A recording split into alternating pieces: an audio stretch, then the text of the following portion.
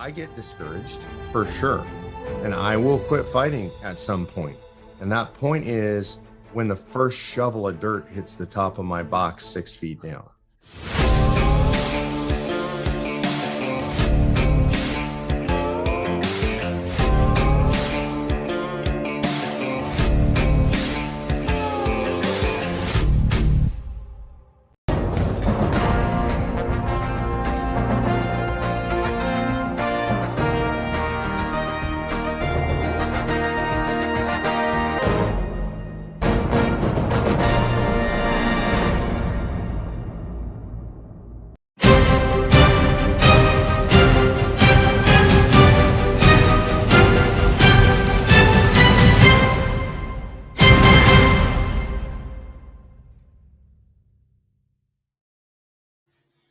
Good evening, everyone. Welcome to COS Indiana Live.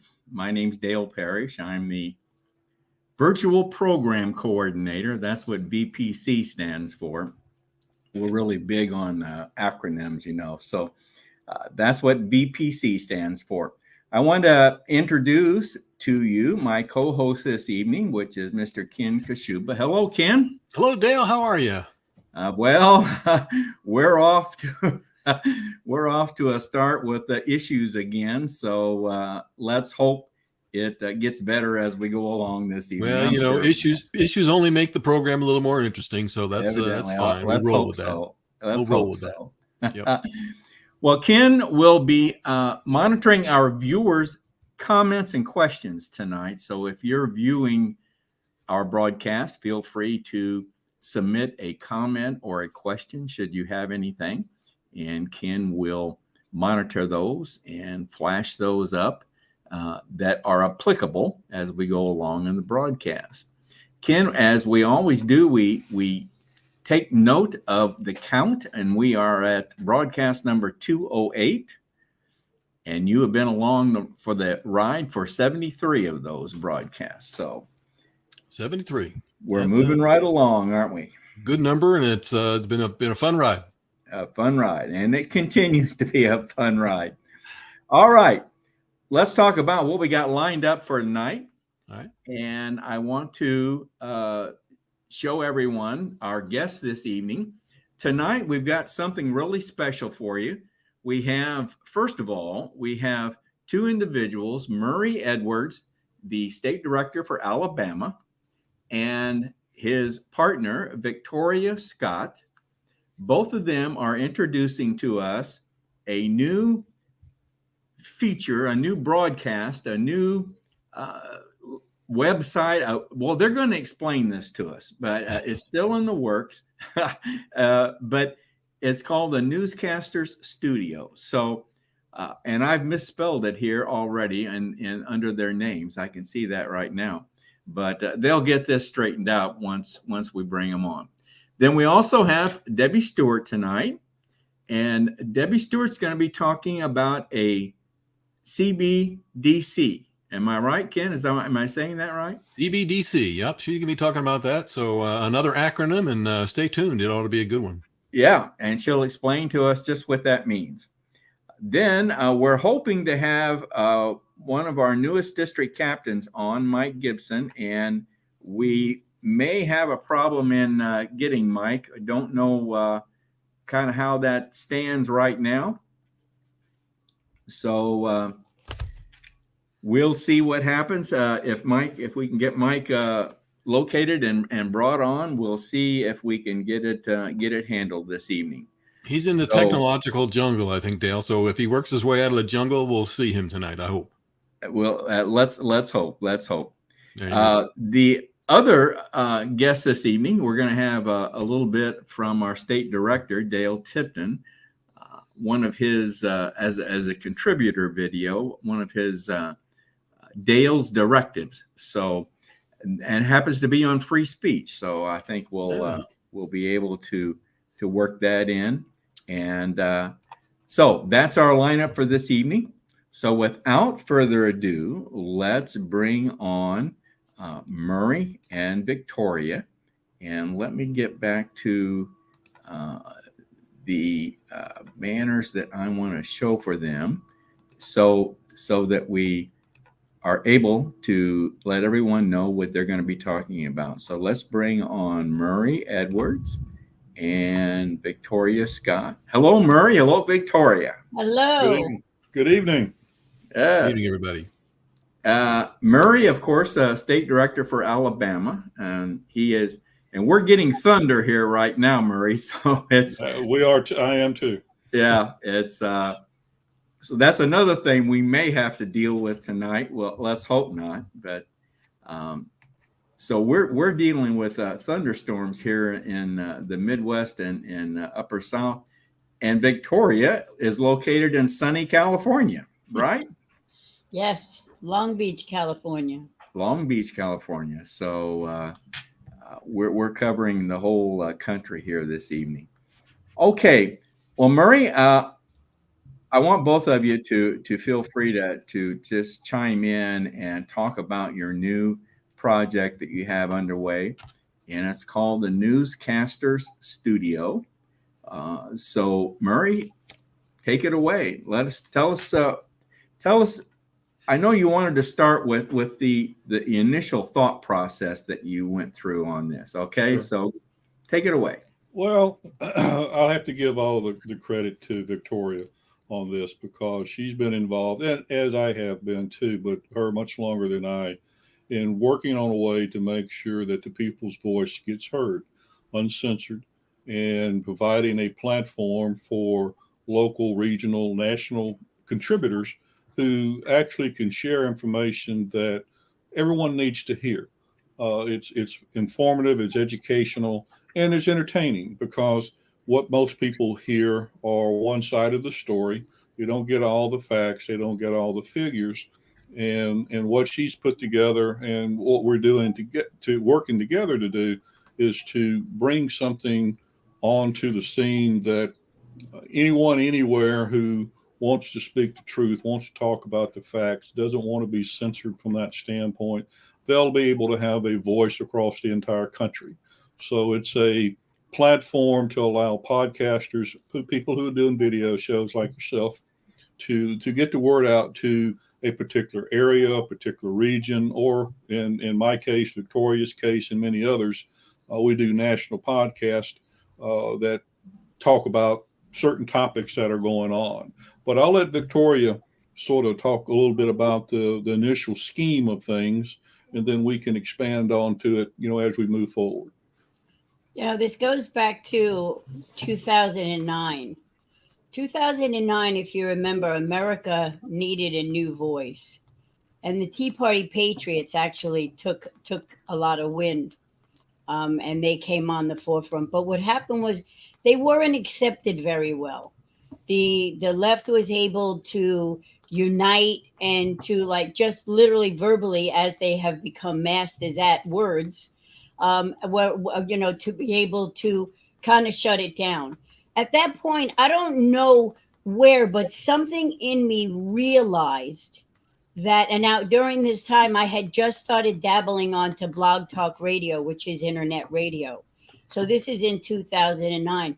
Something just made me realize that CNN, that cable news network, was going to lose it. That's not where the future was going to be.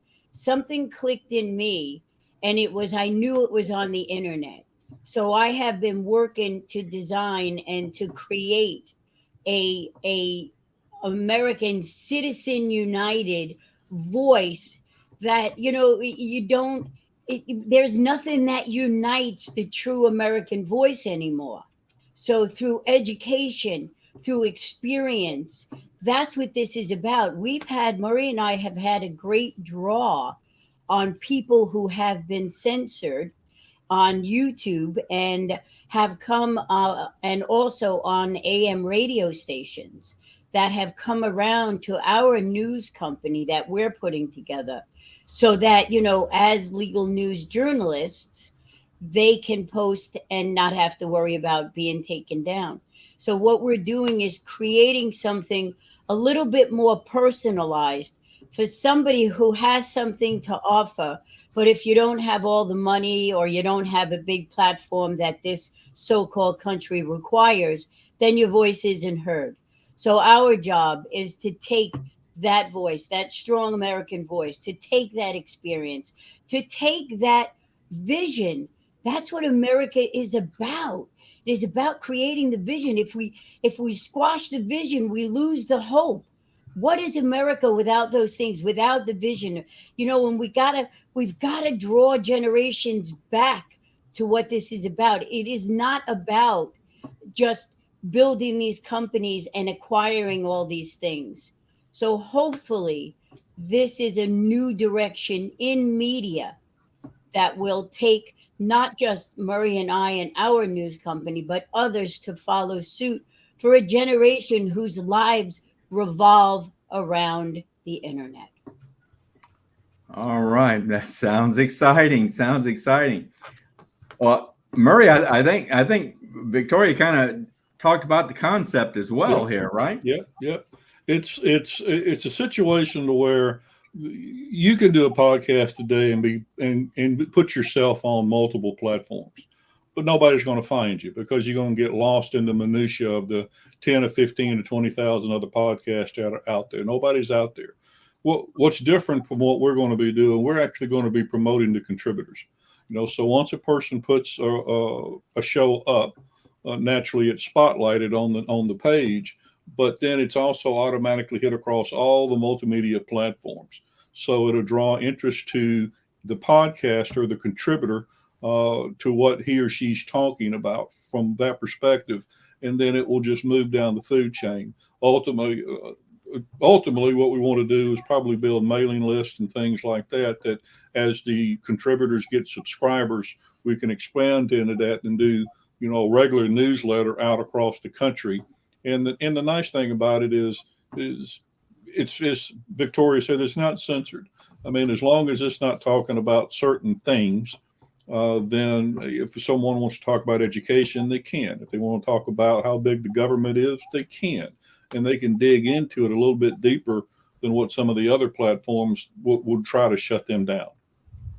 Now you talk about putting this out. I can't remember how you exactly said it, but putting this out to other social media platforms. Is this? I'm sure this will come in. This will come into focus for me as time goes on. Sure. I'm trying to picture how you're doing that. Is it going to be social media network? Sure. What will happen, Dale? Let's say you guys, decided you wanted to have a studio on the network. The minute you get through putting your show together, whether it's a video stream or an audio feed type, whatever you decide to do, then it's published onto the network itself. You have a page, what we're calling the studio page for each contributor, so that when you put a page up, show up, somebody will click on it and automatically take to your studio, and everything that you've done is listed. But on top of that, every time you put a show up, it's automatically broadcast across all the social media platforms. So not only can the contributor hit their network, because most individuals only do one or two platforms. They do Twitter, they do Facebook. That's it. right? We'll be doing all of them. We'll be doing Clout Hub, Getter, Truth Social, LinkedIn, all those different platforms. So instead of you would hit, say, Twitter and Facebook, well, there'll be a page for all our contributors. So as somebody comes in, it's broadcast across there. So it will, it's a sort of a double whammy. We're trying to pull credibility to the podcaster, but also bringing people to the network so someone can see what's out there. Well, we went through trying to establish for our program here. We went through trying to establish a page on various social media platforms, and that's a very difficult process. I don't know how in the world you're managing to pull this off. I mean, Right. More power to you, and and that's great. But I hope you got some real some real strong people We do. doing this for you. We do. And like I said, there's people out there who are wanting information. I make the comment, had a conversation the other day. There's news and there's news. You get one type of news from a network, a 5-minute snippet. Right. But what happens then is it's gone away, with the occasion of a couple of networks who will expand on it. Our thought process, it will be like I did one the other day, talking about how the educational system has been corrupted by the left, by the Marxists, by the socialists. We talked for 45 minutes, in depth as to what was actually going on across the entire school system. And it did a wonderful job, got a wonderful presence out there, from all the different platforms. So that's what we plan on doing for everybody who comes on. From that standpoint, we're excited about it. We're in development now. We hope to be in the situation where we can do some beta testing here in the next few weeks. And then as much as we wanted to go live the 1st of September, it looks like it's going to be probably mid-September or 1st of October before we actually get live and running. And there's other exciting things that are going on in the background that we're really, as much as I'd love to share it, we can't share it right now. So there's other things that are going on that I think will jumpstart the network once it gets going. One of the big pluses to the Newscaster Studio is this. So if we have, let's just take Moms for Liberty. If you have a Moms for Liberty in Southern California, by them having a channel, that will link every Moms for Liberty across this country. That means you will know what's happening in the Alabama school system with the Moms for Liberty. You will know what's happening in the Florida schools. The whole idea is to give us a place to have a united voice. That is the vision and the key with this company, one of the biggest. And I'm sorry, Ken, please. No, it's all right.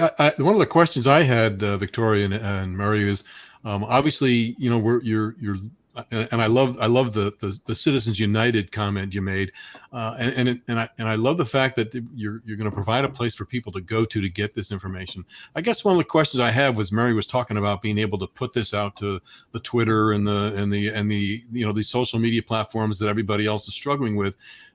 Have you had to negotiate with each one of these platforms, or are you just putting out the network channel on them and are you at their mercy then? Here's where the key is. A lot of times when somebody puts out a YouTube video or something, they put out something on Twitter, they tag it a certain way. And what typically happens is, if you take a look at some of the stuff I put out, I'll have an image of what that subject is about. So usually they don't typically dig into it from that standpoint. I've never had a show canceled. I've never had a show censored. I've never had a show taken down. And I've been doing this for quite a long time. It's the way you approach it on the platform. And if it comes into, say, through a Facebook page, it's called the Newscaster Studio, then your show's there. But they're taking a look at it as a news organization instead of Ken doing John Doe type stuff. It's now protected by the First Amendment. It's now protected by journalistic rights from that standpoint. So now, could we guarantee that all censorship is going to be, won't occur, that maybe there's an occasion? But as of yet, we've not had any situation where censorship has come in and taken a particular show or attacked the network. I've been doing radio since 2009, and I have also never been censored or had a show taken down. Wonderful.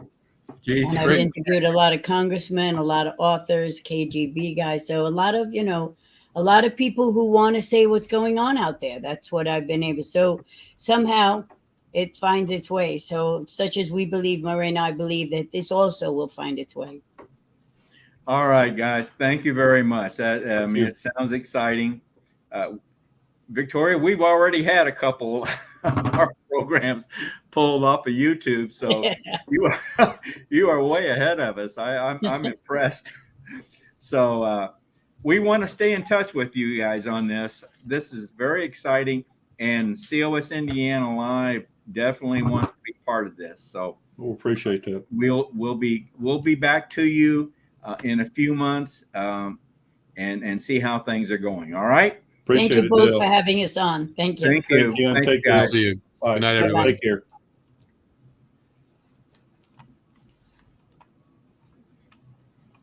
Whoop, whoop, whoop, whoop, whoop, whoop. Well, Debbie, I'm not ready for you quite yet. Hold on. Look who popped in. It's Debbie. Yeah, that was good, Ken. I'll tell you, that's an exciting thing that we got Endeavor. going on there. Yep. I hope it works out for them, and I hope we can become part of that. So I give him all the credit. It's a big undertaking, and there's a lot of jungle to go through to get all that done. So I mean, our brief experience tells me there's a huge jungle to go through, at least from if I'm understanding it correctly.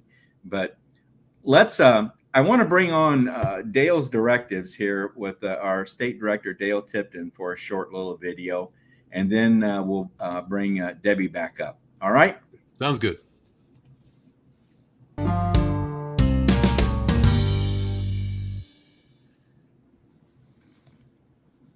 Hello, this is Dale Tipton with you once again. You know, as Americans, we are really a blessed people. Growing up under the shadow of the Constitution and enjoying the many rights that that Constitution has provided us. One of these rights, a very key right, is freedom of speech. Freedom of speech recently has come under attack by the left in this country.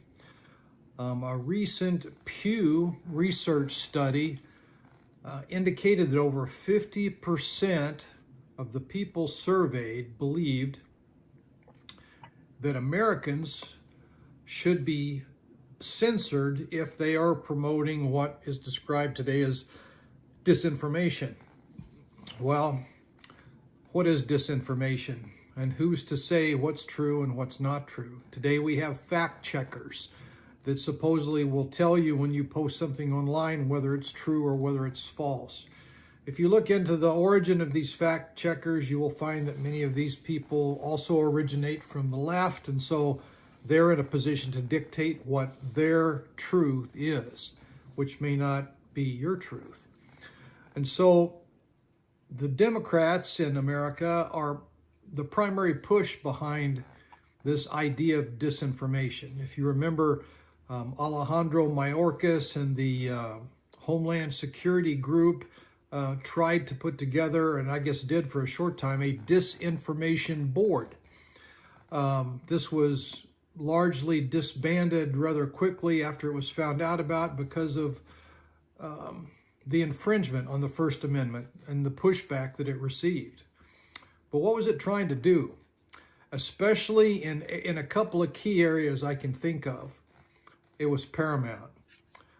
Number one is the issue of funding Ukraine and Ukraine's war with Russia. If you were to say things negative to that decision that the Biden administration made, you might well be censored online, and that might well be called disinformation if you disagreed. And if you remember, during COVID-19, the same type of thing happened. If you propose the use of ivermectin or hydroxychloroquine, for example, you would likely be censored because these alternative treatments were not approved by the government, by the CDC and the National Institute of Health. Well, why weren't they approved? Well, how are our very large and profitable pharmaceutical companies going to make money if we find a very cheap treatment for COVID-19, such as ivermectin? There's all kinds of reasons that this idea of disinformation is pushed, but the bottom line is it violates your free speech. And you, as an American citizen, whenever these things happen, if you don't push back against this, this is a right that, although it's guaranteed under the Constitution, it could stand in jeopardy. Every time the government attempts to censor us as the American public, we should push back. We should be vocal. We should call our legislators. We should let them know. We should speak out any chance we get. This is our duty as Americans. And this is something that we can't let stand in this greatest country in the world. Thank you for your time.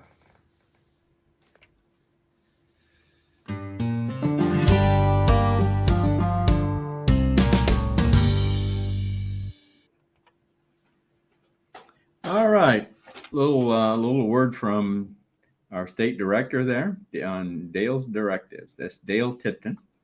So good little piece of information there, Ken. Yep. Talk about free speech. Dale's been hitting that pretty hard of late, so it's good to hear an update from him as always. Yep. Well, let's bring on Debbie Stewart again.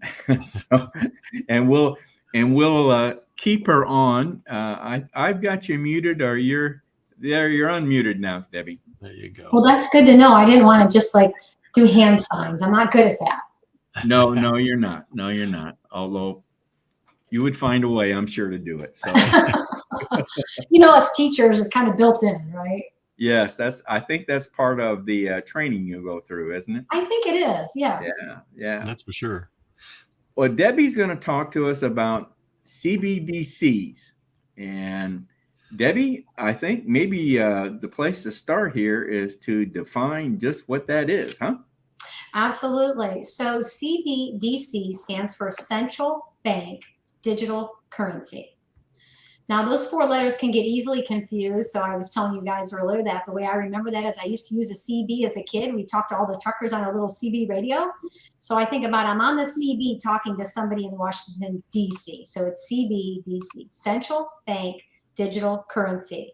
And what that is a digital form of a national currency issued by a nation's central bank. Okay, so basically the whole thing is we're going to go away from cash where everything is done digitally. All right, and so what it does is it leaves an electronic trail of all your purchases, all your sales, and it goes to a digital ledger that the government is in charge of. So basically, just a kind of an overview of this is they are going to be able to see everything we do, everything we buy, everywhere we donate, any kind of transaction we have of money whatsoever will all be kept track of by the government. I think that was a key thing you just said, and the government will be in charge of this. Mm-hmm. What possibly could go wrong? I mean, I don't see who could question this. Exactly. And I think it's there's some pockets of information out there, but it's not being talked about much on the mainstream media. And so a lot of people do not know what this is at all, but the government's already been moving forward with it. And we're going to get into that timeline in a little bit. But it was very interesting. I was like, well, what would be the advantages of this? And they listed one. It leads to faster payments to benefit the lower income people. And I thought, well, how does that work unless maybe they get their paycheck quicker? But normally you get your paycheck at the end of your 2 weeks. So that kind of was a little sketch to me. And then I was like, okay, what could the disadvantages be? Well, it could easily abused, right? It allows the government to violate financial policies and privacy. And you can actually reward and punish certain people based on their ideology. And this is going on right now. We're going to get into this at the end, but banks are canceling people because either they spoke, they were for guns, and or they're against child sex trafficking. They're getting canceled. And so basically, and we're going to actually see a video of this where the person says, we can actually decide what you can and can't use your money for, and we can deny a transfer of money. So, but before we do that, before we get into the timeline, very interesting. I saw a podcast of Joe Rogan. Most people know who Joe Rogan is, and he talks about a lot of things. And I don't always agree with everything on his show, but he actually did a podcast like a week ago where he was talking and he was reading the book of Revelation because he's seeing everything that's going on. And he read these verses, and he causes all the small and the great, the rich and the poor, free men and the slaves, to be given a mark on their right hand or on their forehead. And he provides that no one will be able to buy or sell except the one who has the mark, either the name of the beast or the number of his name. And so with that, because this is a guy who's not really interested doesn't talk about the Bible much, but he was making connection with everything he was seeing to these two verses. So Ken, if you could play that first video clip. We can do that for you. Thank you. Top academic scholar in the world on central banking. He wrote the book and did the documentary, The Princes of the Yen, about the Japanese central bank. Here he is in Malmo, Sweden in May. The nature of this CBDC, what is it actually going to look like? They never talk about that. Right. But I heard one European central banker tell me what it's going to look like. He saw it, and it was around this large and would be implanted under your skin. Trending today at 6:23, a British company has an idea that would let you ditch your wallet or purse and still be able to pay for things. But as you can imagine, not everyone's on board with this one. And here's why. They're selling microchips to implant under your skin. The company Walletmore says the $300 chip is the size of a grain of rice. You'd most likely have it implanted in your hand. And once it's activated, you can use it at a checkout by just swiping your hand over the card reader. I would love this because I never know where my debit card is. It's usually in one of their wallets. So if I could put it right in my hand, I'd be happy about it. Oh, man, I'm surprised with that. But hey, more sunrise ahead at 6:30. I mean, COVID makes it accelerates the process of digitalization and automatization. It legitimizes the deployment of mass surveillance, and it makes surveillance go under your skin. All right, Thrive Nation, I'm going to play a clip here to start today's show that I never thought I would be playing a clip of Post Malone talking about anything ever on my show. But this is Post Malone talking. Okay, that was probably the second video anyway, but we'll get you back. No, that was the first one. It was a little too far, but that's too fine. long. That's okay. But you guys get the point of this. Now, this guy, Yuval Harari, he is with the World Economic Forum, and he is like right under Klaus Schwab. And he was all about, during COVID, getting this whole COVID going because they can digitalize everything. People don't want to go places. They want to be home. People started working from home. There was more internet purchases, right? So that kind of gives a little idea of this is not just something that's in the Bible. This is being talked about. The technology is already there. Okay, and they said they were talking about now. They may not even know what the Bible says, but they're talking about putting it underneath your skin, probably on your hand where you can swipe it. So I just thought that was interesting because Joe Rogan, I don't normally listen to him, but he was on another podcast and they showed that little clip. So let's talk a little bit about the Central Bank of U.S. So the central bank here in the United States is the Federal Reserve, and it's the Fed's Board of Governors lives in Washington, D.C. They work in D.C., but they have 12 regions throughout the country where all the central banks are. Okay, so there's kind of 12 banking regions. And that's to oversee kind of our economic and monetary policies here in the United States and all over the world. Each nation usually has their own. There's a European Central Bank. It's over 19 countries in what they call the Eurozone. Bank of England, Bank of Japan, the Swiss National Bank. And, there's lots of these national banks and these central banks, sorry. And these central banks are the ones that would run that for that country, right? But it's interesting, there's something called the Bank for International Settlements, and they are the oldest global financial institution. They've been around since 1930, and this is what they're saying at this international bank, Bank for International Settlements. They're calling themselves the central bank hub. So I thought that's interesting because that sounds like, we're going to manage all the other central banks, right? And they said that they promote international cooperation among monetary authorities all over the world. So they're kind of seeing themselves as the leader, the same way the World Health Organization is seeing themselves as the world leader, the same way the World Economic Forum is seeing themselves as the world deciders for everybody. So it's very interesting, this trend that's going on. So that's a little bit about what central bank digital currency is. But let's talk a little bit about the timeline, because some of that was moved along by our own president here in the United States. So in 2019, there was a policy, it was called OP 1670.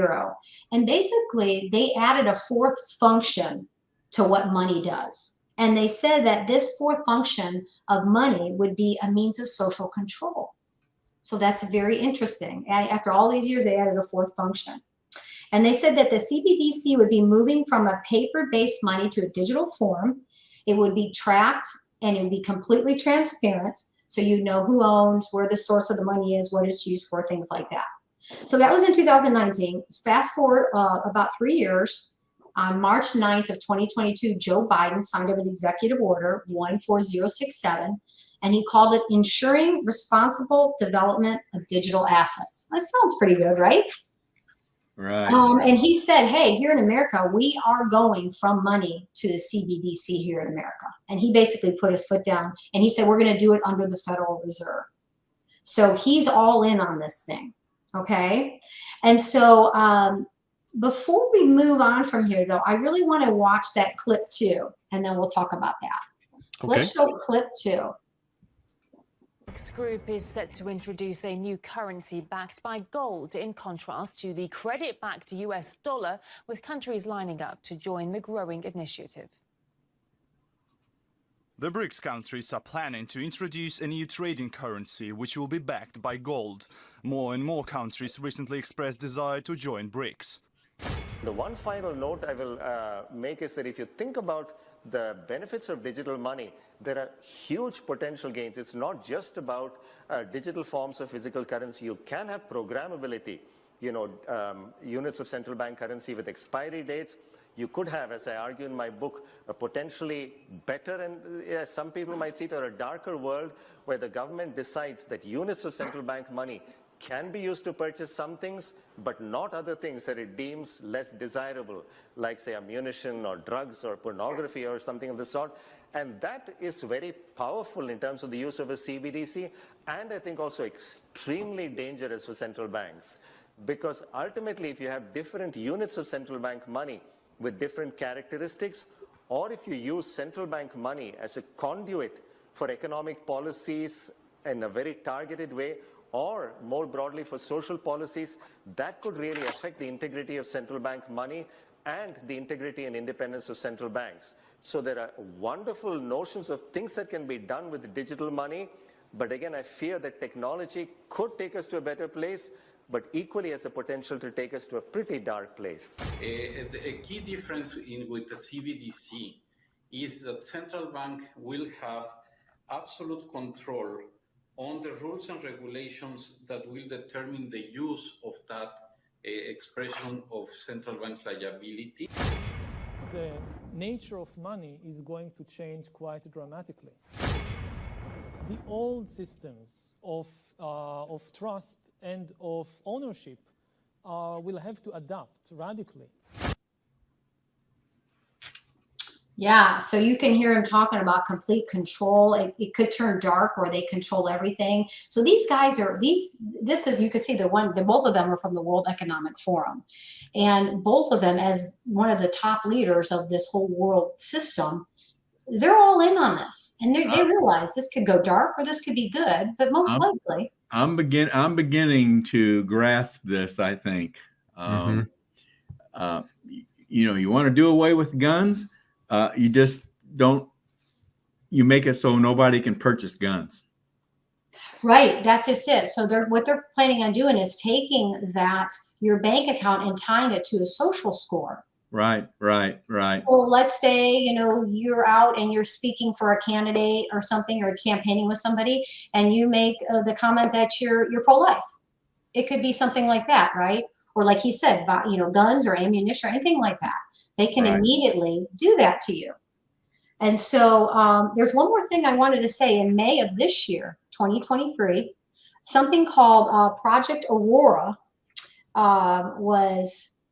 is what is called a real-time transaction monitor of every person in every company in every country. And that is the Bank of International Settlements started this. And they basically said, we can stop you from buying and selling if we want to. And they're basically bragging about this. So there's something out there called, we can get a little bit into implications if you want. Okay, yeah, we need to. You got about 2 minutes. I was just going to mention, Debbie, too, that 2 or 3 other countries have tried the social credit score thing, and it failed. So right now, China is the only one that really is successfully doing this. They've been doing it for a long time, but it seems we're on a pretty good slide toward getting this in. Well, and it's very interesting you said that, because you reminded me that Klaus Schwab, the entire leader of the World Economic Forum, that was his idea in the 1980s. He said in a video that he admired the Chinese officials because of what they were doing in their country. And he thinks that their nation is like the top, that we should all be aspiring towards that. Yeah. Which is what I would say messed up, but. Yeah, and we have one question I want to go ahead and throw up, because this one just popped in. So we'll pop up this question. Susan says, does Debbie have any recommendations about what conservatives should do about 401k investments? Yeah, so that's a tough question, because I probably won't get to this, but some of the banks that have done canceling, like JP Morgan, Chase, some of the ones in Europe, but JP Morgan and Chase here in the US have canceled some people. What I'm hearing them saying is, and some states are trying to do this, they are trying to make a state-run bank that is not touched by anything international or federally. So DeSantis is doing it. Texas tried to do it. They put it on their legislature this year, but it didn't pass. It lost it. It missed by a few votes. And so I am not sure what to do with money. That's a great question, Susan. That's something I'm trying to figure out now. But they're saying to stay away from the big chains. But it's very interesting. I just read Weiss ratings. Basically, Weiss ratings is the rating where they know they are an outsider looking at inside into the banks. And you know how we heard that like 5 banks have failed and they're all okay now? But this says this Weiss ratings warns 4,243 U.S. banks and credit unions vulnerable to failure. And that was just, that was May 15th. So it's very, I don't know, because they're going to digitalize everything. They're going to have all your assets. Everything's going to be digital. Your home assets, your investments, your cash, all of your assets supposedly are going to go into this digital system. Debbie, I know none of us are financial experts, but I have heard also too that some of these larger banking institutes and countries are buying up gold. And I understand, I've seen a lot of commercials lately too, you can take your 401k and you can turn it into a gold and silver, IRA or 401k type investment, whereby you can turn your cash and some of your other types of investments into gold. Again, it's just something I wanted to throw out that I've heard as maybe some kind of an alternative to kind of diverse and protect maybe some of your money. Yeah, I've heard that too about gold and silver, actually, but I don't know enough about to give anybody a recommendation. But I will say this, there's something called the FedNow app. And in April of this year, the central banks were trying to get their banks to tell everybody to get it on their phones or whatever. If they tell you to get the FedNow app, do not do it, because that's what's going to probably link you into that central system. And so even if your bank is looking into that, I would try to switch banks, that somebody that maybe is not trying to be a part of that organization. I really don't know, how that's going to play out with all the smaller banks and credit unions and the bigger ones. But I know that when they rolled this thing out, they said they were going to roll this where the banks were trying to use the Fed app with 4 banks, but there was really 57 of them when they initially did this in April. By July 18th, though, they want full marketing to all banks to use the FedNow app. I know I'm running out of time here, but there's one more thing in here I really wanted to say. Oh, here it is. They said by September 15th of 2024 is the deadline where they want to have a new global biometric ID card tied to all your bank accounts. So that's a year from now. That's their goal. So I think this thing is, like I said, Biden signed this a while ago, right? And over a year and a half ago, and it's moving really fast. And it's almost like they don't want you to really know what's going on until it's too late, and then there's no backing away from it. And so what they're talking about is, well, if the banks fail, people will have to rely on the government. And so I'm not saying that's going to happen at all, but that's kind of the talk. They're saying something financially. You do something financially to people, they're willing to do what it takes, even though they know it's not the right thing. Debbie, we're out of time on this tonight. This is scary. Very interesting, but it's scary. And I want you to come back and give us an update on this, because this is really something. I'll tell you. I don't know. I haven't heard anything about this. Have you followed this, Ken? Is this something? I've been keeping my finger on the pulse on this too. And of course, like I said, I think Debbie and I talked about this a few times in the past. It's something that is biblical as well. So I've been aware of it for a long time, especially when you start talking about buying and selling and not being able to and taking the mark. And that's something that is biblical. But as far as the way that this is moving with banks and everything is as fast as it's moving, I've been kind of paying attention to it. Yeah. Well, and I think, go ahead, Dale. Sorry. Well, I just wrap it up here. So I want to have you back again to give us another update on this.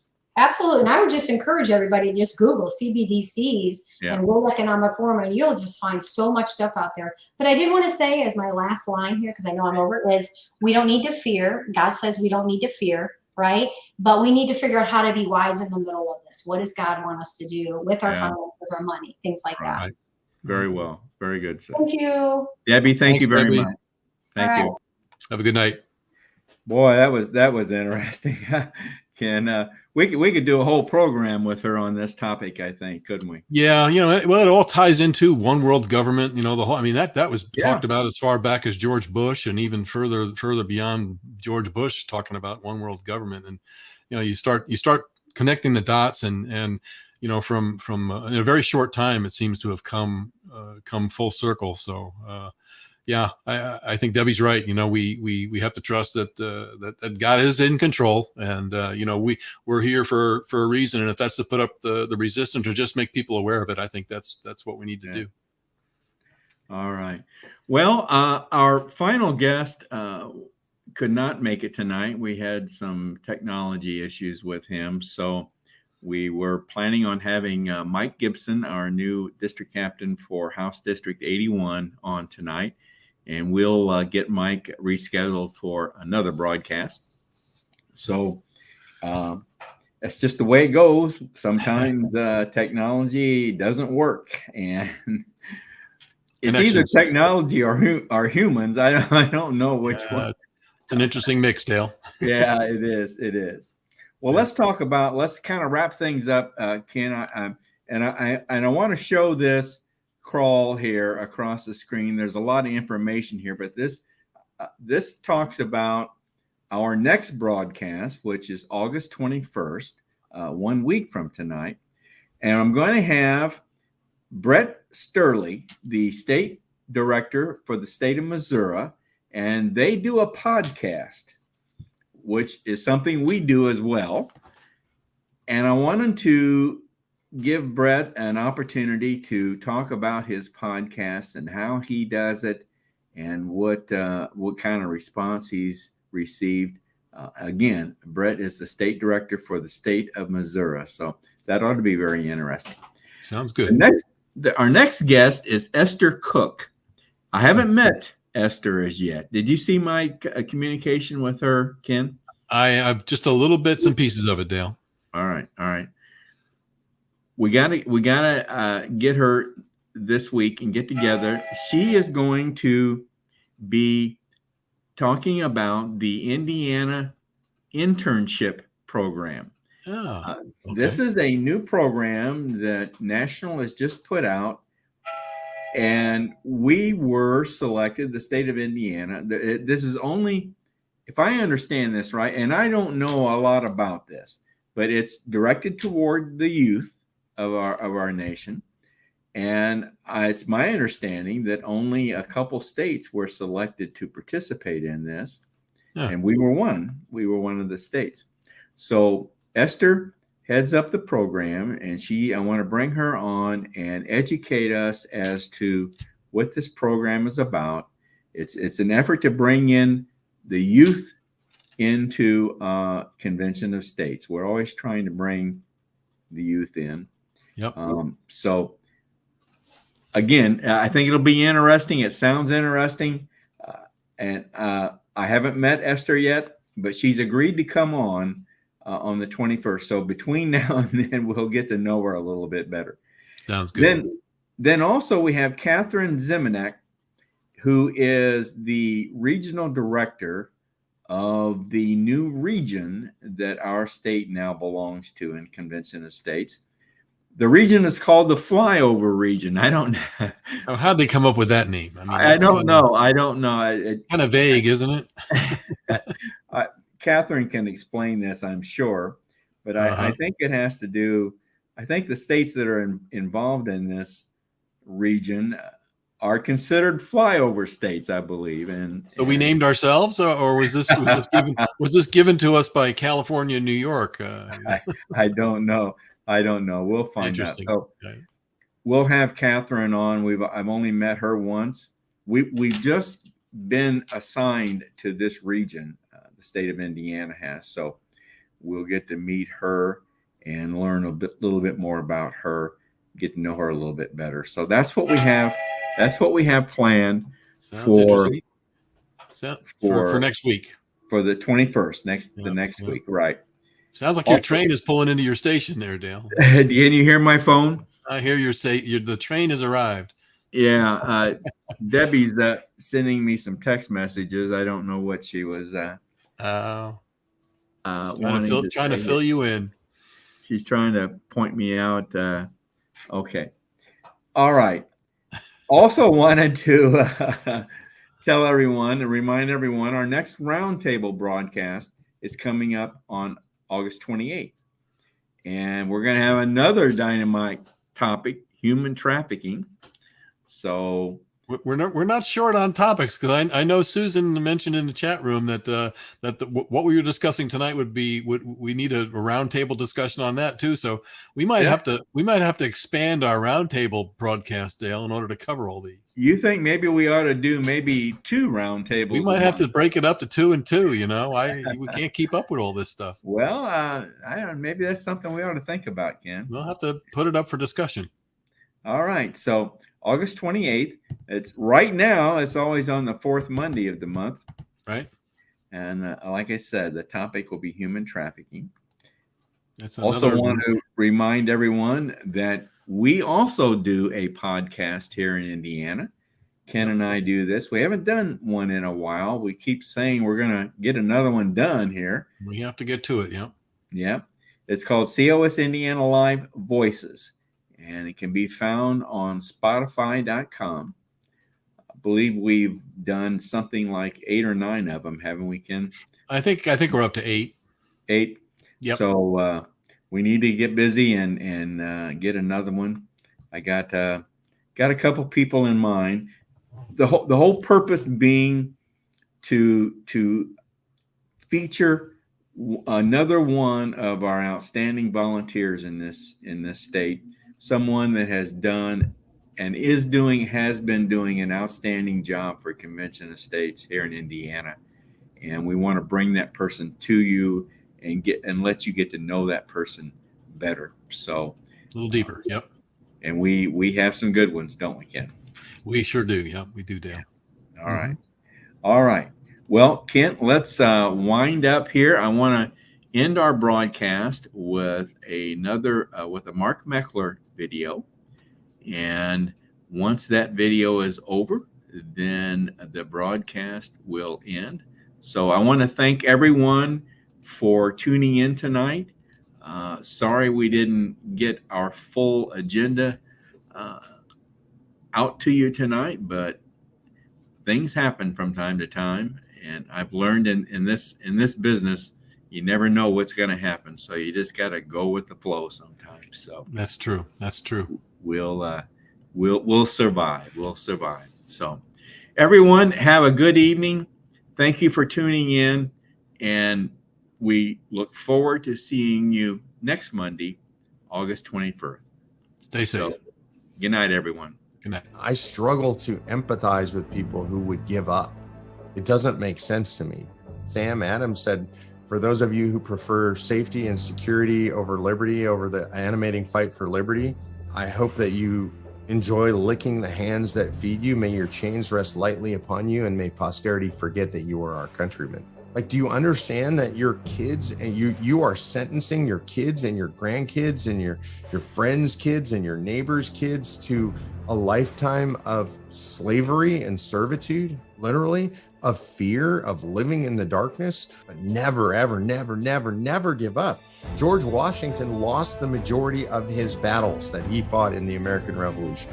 If you read his writings, if you read the letters where he was writing to Congress asking for money and troops, he was saying, we're losing. I don't have the troops I need. I don't have the supplies I need. Did he quit? What about the guys on the beach at Normandy? Like, what did they do? Did they just quit? Oh, there's, a lot of guys are dying around me. It's really bad. It looks really dismal. Those cliffs are huge. Machine gun fire raining down on us. And it's too hard. We should just quit. Thank God those people didn't quit. If they had, where would we be? I get discouraged for sure. And I will quit fighting at some point. And that point is when the first shovel of dirt hits the top of my box 6 feet down.